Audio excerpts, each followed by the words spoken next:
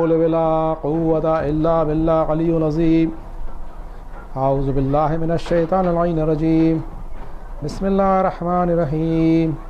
الحمد لله والصلاة والسلام على رسول الله وعلى آل الله لا سيما بقية الله ولعنة الله على أعدائهم أعد الله من يوم هذا إلى لقاء الله. أما بعد فقد قال الله في كتاب حكيم. بسم الله الرحمن الرحيم. وإذ قال ربك للملائكة إني جاعل في الأرض خليفة قالوا أتجعل فيها من يفسد فيها ويسفك دماء. صلی علی محمد و آل محمد. عزیزان گرامی، یہ سورہ بقرہ کی سلسلے کی چوتھی کڑی ہے. آج انشاءاللہ ہم 30ویں آیت سے 39ویں آیت تک کی تفسیر کریں گے.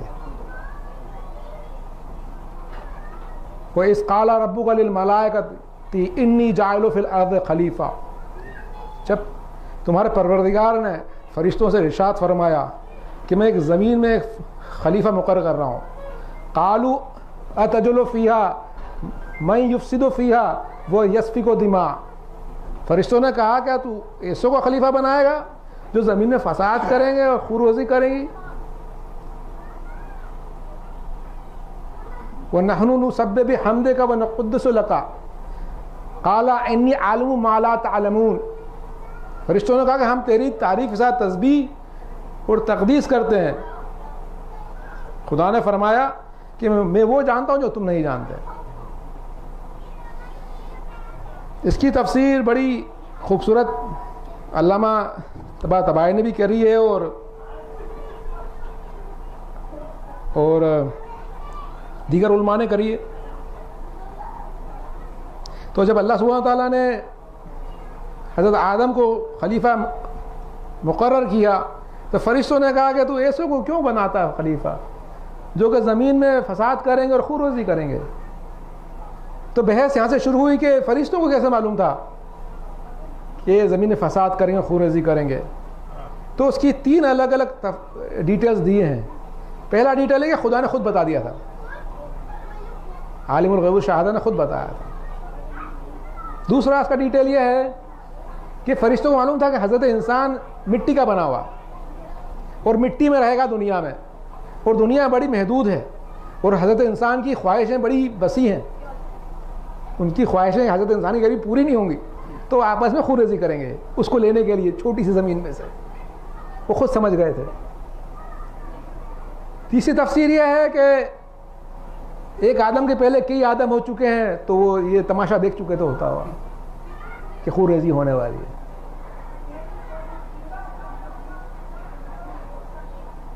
وَنَحْنُ نُسَبِّحُ بِحَمْدِكَ وَنُقَدِّسُ لَكَ. اور ہم تیری تعریف کے ساتھ تسبیح کرتے ہیں اور تقدیس کرتے ہیں. فرشتوں نے آگے بڑھ کے کہا تو تسبیح تو معلوم ہم سب کو کہ پاکی بیان ہوتی ہے اللہ کی. تقدیس کیا ہوتی ہے؟ تقدیس بنی ہے قدس سے. قدس سے بنی ہے. قدس کا کیا مطلب؟ لفظی مطلب قدس کا ہے کہ زمین کو پاک کرنا. آیت والا ایمانی نے فرمایا کہ فرشتوں کا تقدیس سے مطلب یہ تھا کہ خود کو پاک کرنا اور جو لوگ خدا کی اطاعت کرتے ہیں ان کی مدد کرنا. ان کی مدد کرنا. فرشتے ہماری مدد کرتے ہیں نا، جان بھی تو بچاتے ہیں مومنین کی. بدر میں آئے تھے کہ نہیں آئے تھے؟ بدر میں آئے. تو اس سے مراد یہ ہے. تو جب فرشتوں نے یہ آرگیومنٹ کہا تو خدا خاموش رہا. خدا نے کچھ نہیں کہا. قال انی اعلم ما لا تعلمون. خدا نے صرف یہ کہا کہ دیکھو میں جو جانتا ہوں تم نہیں جانتے ہو کر کے بات ختم کر دی اللہ نے. اب فرشتوں کو کیا معلوم تھا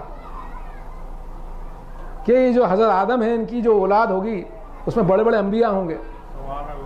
نوح علیہ السلام جیسے، ابراہیم علیہ السلام جیسے، رسول اکرم جیسے بڑے بڑے، اللہم صلی علی محمد و علی محمد، اتنی بڑی ہستیاں موجود ہوں گی. اور شہداء ہوں گے اور ایسے لوگ ہوں جنہوں نے اپنی زندگی کی پوری پراپرٹی اللہ کو دے دی ہو. ایسے تھنکر ہوں گے جن کی ایک گھنٹے کی تھنکنگ ان فرشتوں کی ہزاروں سال کی عبادت سے بڑی ہو. یہ فرشتوں کو کیا معلوم تھا؟ اس لیے اللہ نے کہا میں جو جانتا ہوں تم نہیں جانتے. وَعَلَّمَ آدَمَ أَسْمَاءَهُ كُلَّهَا ثُمَّ عَرَضَهُمْ عَلَى الْمَلَائِكَةِ فَقَالَ أَنبِئُونِي بِأَسْمَائِهَا أُولَٰئِ إِن كُنتُمْ صَادِقِينَ. تو خدا نے پھر اس طرح جواب دیا. اس کا ترجمہ یہ ہے کہ خدا نے آدم کو سارے نام سکھائے کل اسماء، پھر اس کے بعد ان کو فرشتوں کے سامنے پیش کرا اور کہا کہ تم سچے ہو تو بتاؤ کہ یہ نام کیا ہے. قالوا سبحانک لا علم لنا الا ما علمتنا انک انت العلیم الحکیم. انہوں نے کہا کہ تو پاک ہے، ہم کو تو صرف اتنا ہی علم ہے جتنا تو نے سکھایا ہے، اور بے شک تو دانا اور حکمت والا ہے. اس کی بڑی خوبصورت تفسیر ہے. اس کی تفسیر کہ جب حضرت آدم میں روح پھک گئی تو اللہ سبحانہ وتعالیٰ نے ان کو جتنی کائنات زمین پہ جتنی چیزیں تھیں سب کے نام سکھائے. صرف نام ہی نہیں سکھایا بلکہ ان کا ڈیٹیل پراپرٹیز بھی سکھائیں. اور اس وقت کچھ تھا تو نہیں، مطلب غیب پہ سکھایا. ہر چیز غیب پہ سکھائی، دکھ نہیں رہی تھی، لیکن اللہ نے جو کہ ان کی انٹلیکچوئل پاور اتنا ہائی تھا کہ غیب سے سکھا دیا. ان ناموں کے اندر کل اسماء سب نام سکھائے. لینگویج بھی سکھائی اللہ نے، لینگویج کس طرح کمیونیکیٹ کرنا. ایون تفسیر میں کہ لکھنا بھی سکھایا اللہ سبحانہ وتعالیٰ نے آدم کو. یہ تفسیر میں آیت اللہ ایمانی کی لکھنا پڑھنا بھی سکھایا. تو امام چھٹے امام سے درود پڑھنا جعفر صادق اللہم صلی اللہ علیہ محمد و آل محمد کہ جب ان سے پوچھا ہے صحابی نے کہ کیا نام تھے تو یہ مولا ایک قالین کے اوپر بیٹھے ہوئے تھے. تو جتنی زمین پہاڑ اور سب چیزیں تم دیکھ رہے ہو اور یہ جو قالین رکھا نا اس کا بھی نام سکھایا تھا حضرت آدم علیہ السلام کو، سلابچی اور سب. تو جب اللہ سبحانہ تعالیٰ نے جب آدم علیہ السلام سے پوچھا کہ ان ناموں کے بارے میں کچھ بتا تو انہوں نے بہت ڈیٹیل بتایا. پھر فرشتوں سے پوچھا ان کے سامنے رکھے نام تو انہوں نے کہا ہم کو تو اس کا علم نہیں، اتنا ہی جتنا تو نے سکھایا تھا. تو اس کا مفہوم یہ ہے کہ فرشتوں کے اندر وہ صلاحیت تھی نہیں کہ وہ زمین کے آبجیکٹ کو انٹرپریٹ کر سکیں اور اس کی ڈیٹیل پراپرٹی سمجھ سکیں اور کمیونیکیٹ کر سکیں. وہ صلاحیت ان میں نہیں تھی. جی ہاں، ایک درود پڑھ رہا ہے.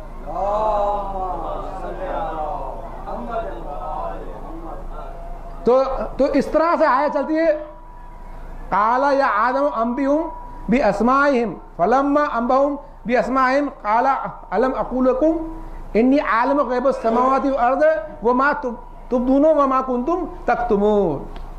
جب آدم نے سے خدا نے کہا کہ آدم تم ان کو نام بتاؤ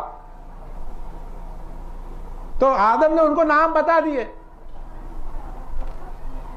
تو خدا نے کہا کہ دیکھو میں نے تمہیں پہلے نہیں کہا تھا کہ زمین اور آسمان غیب میں جانتا ہوں اور جو کچھ تم ظاہر کرتے ہو جو کچھ چھپاتے ہو وہ اس کو میں جانتا ہوں. ما تبدون و ما کنتم تکتمون، جو کچھ تم ظاہر کرتے ہو اور جو تم چھپاتے ہو میں جانتا ہوں. وہ کنتم تکتمون کی بڑی اچھی تفسیر ہوئی ہے کہ تم چھپاتے کیا ہو. ایک جگہ یہ تھا علامہ طباطبائی نے لکھا کہ فرشتوں میں ایک وہ تھا ایک کہ بھائی ہم بھی کچھ بہتر ہیں، جبھی تو انہوں نے ایک کوشچن کرا تھا. تو یہ تفسیر میں یہ کنتم تکتمون، شاید یہ کنتم تکتمون تھا یہ چھپا رہے تھے وہ. اور یہ کون سے فرشتے تھے؟ جو عرش کے آزو بازو کے فرشتے تھے. یہ سب سے اعلیٰ فرشتوں نے بات کہی تھی.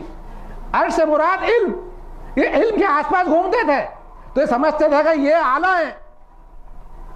اور ایک تفسیر یہ ہے کہ ابلیس وہ جن میں کھڑا تھا اور وہ اپنا کفر چھپا رہا تھا.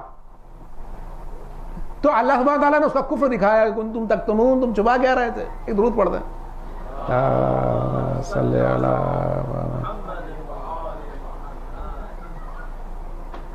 وہ اذ قلنا للملائکۃ اسجدوا آدم فسجدوا الا ابلیس ابا واستکبر وکان من الکافرین. تو اللہ نے پھر آزمایا. جب ہم نے ملائکہ کو کہا آدم کو سجدہ کرو تو سب نے سجدہ کرا مگر ابلیس نے، اس نے انکار کرا اور تکبر میں آ گیا. اس کا جو تکبر تھا وہ بہت شارٹ سائٹڈ تھا کہ میں آگ کا بنا ہوں اور آدم علیہ السلام مٹی کے بنے.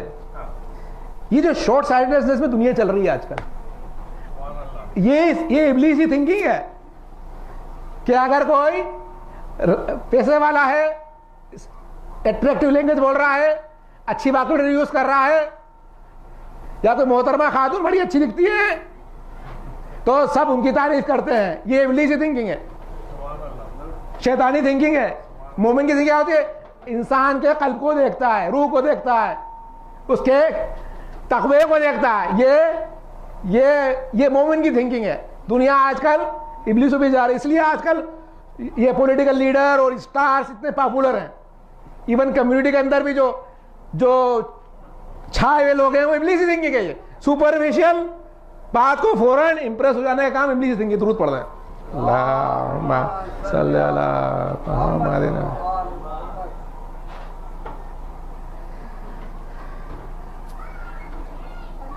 وَقُلْنَا يَا آدَمُ اسْكُنْ أَنْتُمْ وَزَوْجُكَ جَنَّةَ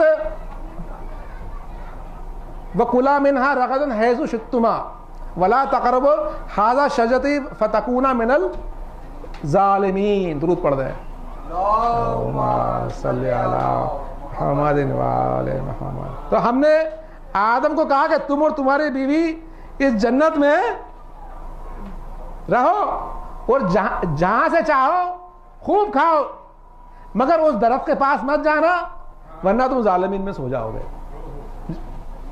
یہ اب ان کا امتحان شروع ہو گیا. حضرت آدم علیہ السلام کا اللہ نے امتحان لینا شروع کر دیا. اس کی بڑی بحث ہے کہ یہ جو امتحان تھا یہ کیا تھا. اس کی بحث کو میں بتاؤں گا انشاءاللہ. 8ویں امام کی بھی حدیثیں اس بارے میں، اس بحث میں. آگے کیا پڑھتا ہوں تاکہ بحث واضح ہو جائے. فَأَزَلُّهُ شَيْطَانُ عَنْهَا فَأَخْرَجَهُ مَا مِمَّا كَانُوا فِيهِ وَقُلْنَا اهْبِطُوا بَعْضُكُمْ لِبَعْضٍ عَدُوٌّ وَلَكُمْ فِي الْأَرْضِ مُسْتَقَرٌّ وَمَتَاعٌ إِلَىٰ حِينٍ. درود پڑھ دیں اللہم صلی علی محمد. تو شیطان نے ان کو وہاں سے ڈگمگا دیا اور وہاں سے ان کو نکال دیا. تو ہم نے ان سے کہا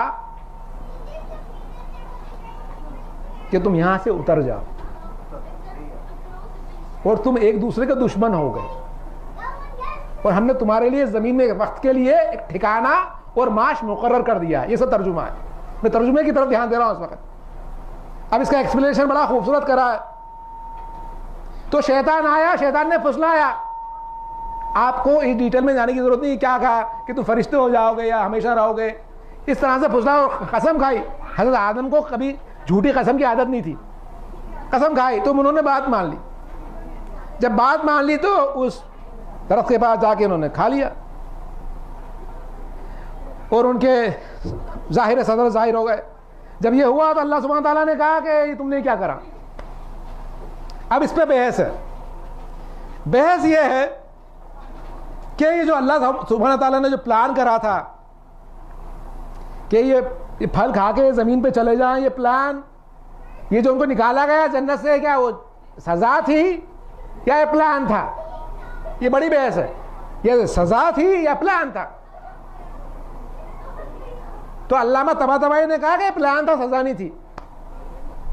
اللہ تعالیٰ نے زمین کو پہلے سے ہی بنا کے رکھا تھا. ابھی جیسے اللہ سبحانہ تعالیٰ نے کہا کہ تم زمین پہ چلا جاؤ، ہم نے تمہارا ٹھکانہ کھانا مقرر کر رکھا ہے، رکھا ہوا ہے، تم جانے والے ہو. تو پلان تھا. جب آدم علیہ السلام نے توبہ کری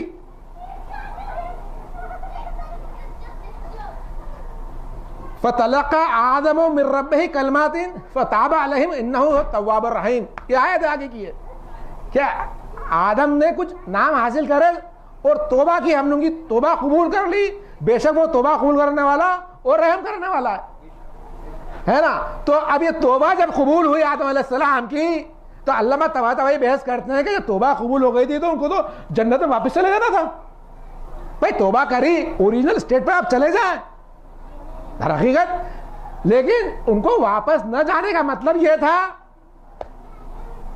کہ یہ پری پلانڈ تھا اور انہوں نے کوئی گناہ نہ کرا تھا, گناہ نہیں کرا تھا. تو علامہ نے کہا کہ گناہ نہیں کرا تو پھر کیا کیا تھا انہوں نے؟ تو در حقیقت انہوں نے شریعت کی نافرمانی نہیں کہی تھی. علامہ کہتے ہیں کہ اللہ نے ایڈوائز دی تھی کہ تم اس درخت کے پاس نہ جانا, ایک ایڈوائز دی تھی, ایک رائے دی تھی اللہ نے. اللہ نے کوئی شریعت کا حکم نہیں دیا تھا. تو جب ایڈوائز دی تھی تو جب وہ چلے گئے تو انہوں نے در حقیقت خدا کی نافرمانی نہ کری, بلکہ انہوں نے اپنے اوپر خود ظلم کرا, انہوں نے اپنے اوپر خود ظلم کرا. جب 8ویں امام مامون کے دربار میں تھے تو ایک شخص نے 8ویں امام سے سوال کیا, درود پڑھ دیں اللہم صلی علی محمد و آل محمد, کہ قرآن کہتا ہے کہ آدم علیہ السلام نے نافرمانی کری اور وہ رستے سے گمراہ ہو گئے تھے. نعوذ باللہ. امام کو غصہ آ گیا. اب امام نے کہا کہ تم قرآن کو اپنے طریقے سے پڑھ رہے ہو. کہ در حقیقت جب آدم علیہ السلام نے یہ فعل کیا اس وقت وہ زمین پہ نہیں تھے, اس وقت وہ جنت میں تھے. تو جتنی شریعت ان پر جو لاگو ہوئی تھی وہ زمین کے لیے تھی. پرافٹ جو بنے تھے وہ زمین کے لیے آئے تھے. جب تک وہ جنت میں تھے تو ان کو شریعت کا کوئی حکم لاگو نہیں ہوا تھا ان کو اس وقت. تو جب وہ زمین پہ آئے اس کے بعد انہوں نے کوئی ہسٹری میں آپ کو معلوم نہیں پڑتا کہ کوئی گناہ کیا ہو. تو در حقیقت میں امام نے اس بات کا جواب دیا. درود پڑھ دیں.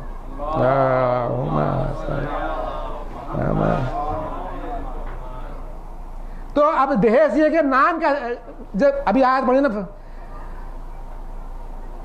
فَتَلَقَّى آدَمُ مِن رَبِّهِ کلماتین, تو کلمات کیا تھے؟ وہ کلمات کیا تھے جو آدم علیہ السلام نے سیکھے, جس کے ذریعے انہوں نے توبہ کری؟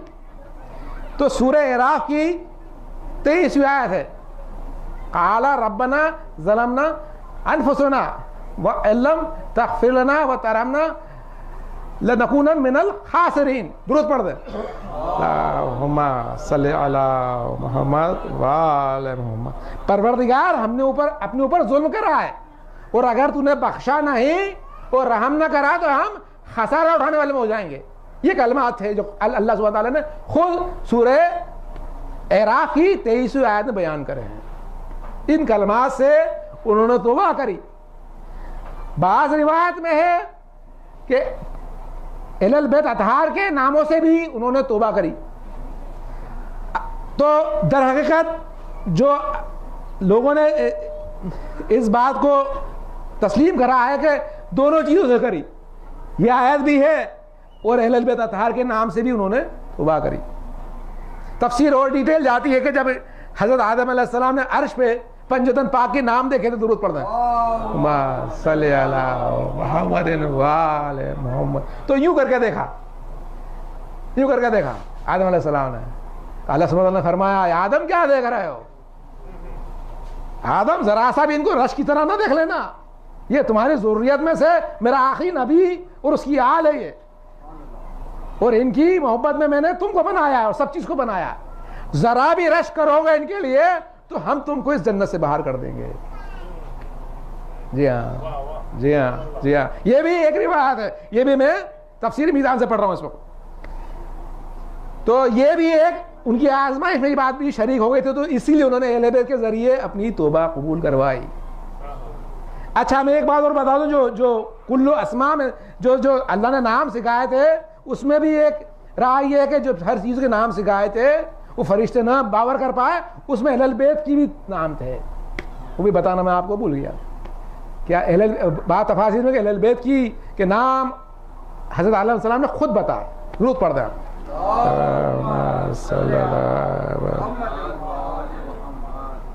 ایک درود اور پڑھ دیں.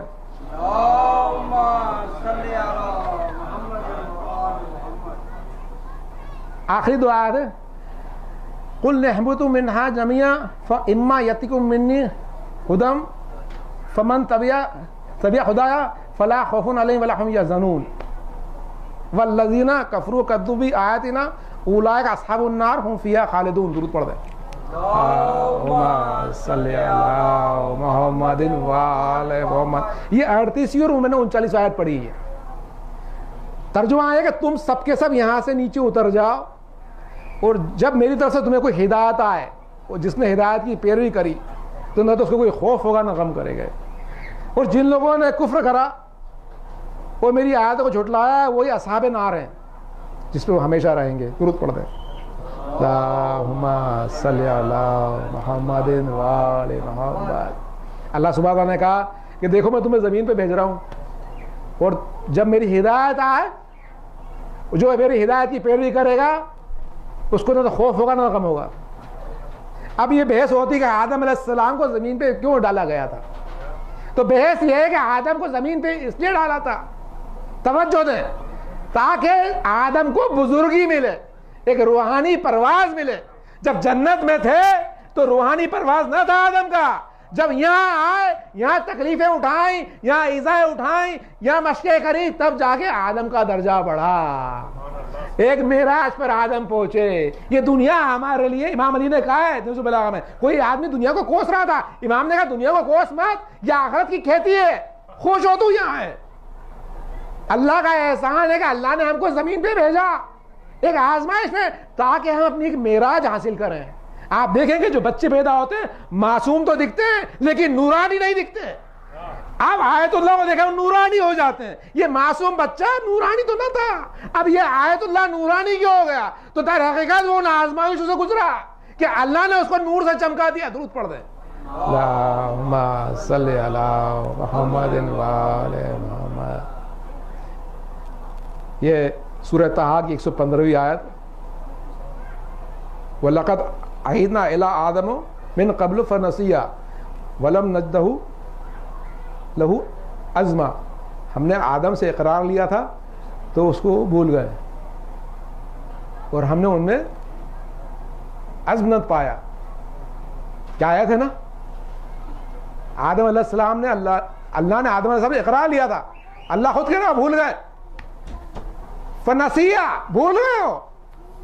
ہاں امام حسین, ہاں فخر اعظم امام حسین, ایک اقرار اپنے نانا سے بچپن میں لیا تھا انہوں نے, اور وہ بچپن کا جو وعدہ تھا وہ کبھی بھولے نہیں, اور اس وعدے کے لیے ہمیشہ گفتگو کرتے رہتے تھے کہ میں نے میری نانا سے وعدہ کیا ہے قربانی کا. ان کو معلوم تھا ابو الفضل کے ساتھ کیا ہوگا, بی بی زینب کے ساتھ کیا ہوگا. جب چلنے لگے مدینے سے تو ام سلمہ کو مٹی دی. اپنے وعدے کو فخر اعظم کبھی نہ بھولا اور اس وعدے کی پیروی میں لگا رہا. ہائے امام حسین, جب فرشتے کہہ رہے تھے کہ تو ایسے کو خلیفہ بنائے گا جو زمین میں فساد کرے گا, خوریزی کرے گا, اللہ نے کہا جو میں جانتا ہوں تم نہیں جانتے. ایک طرف یزیدی تھے, والذین کفروا کذبوا بآیاتنا اولئک اصحاب النار ہم فیہا خالدون. یہ کافر لوگ تھے جنہوں نے اوثان کی جو آیت تھے ان کو جھٹلایا اور یہ خوریزی کو سامنے لے کے آئے, فساد کو سامنے لے کے آئے. ارے ایک طرف فسادی تھے, ایک طرف خوریزی کرنے والے تھے جن کے بارے میں فرشتوں نے کہا تھا, اللہ نے کہا دیکھو میرا بندہ ہے, اس خوریزی کے اس فساد کے خلاف آ رہا ہے, یہ میرا خلیفہ ہے. ارے خلیفہ یہ ہوتا ہے کہ اپنے گھر والوں کو لے کے آتا ہے. ارے اس میں مولا نے جان دی, اور جب سرنوں کے نزاع پہ آیا تو فرشتوں کے اس قول کو اللہ نے پورا کہا کہ ہم تاریخ کے ساتھ تیری تسبیح پڑھتے ہیں. ارے دیکھو امام حسین کو کہ جو تاریخ کے ساتھ تسبیح اس کو نہ کہتے ہیں. تاریخ کے ساتھ تسبیح وہ ہوتی ہے جو نیک نظر پہ دی جاتی ہے.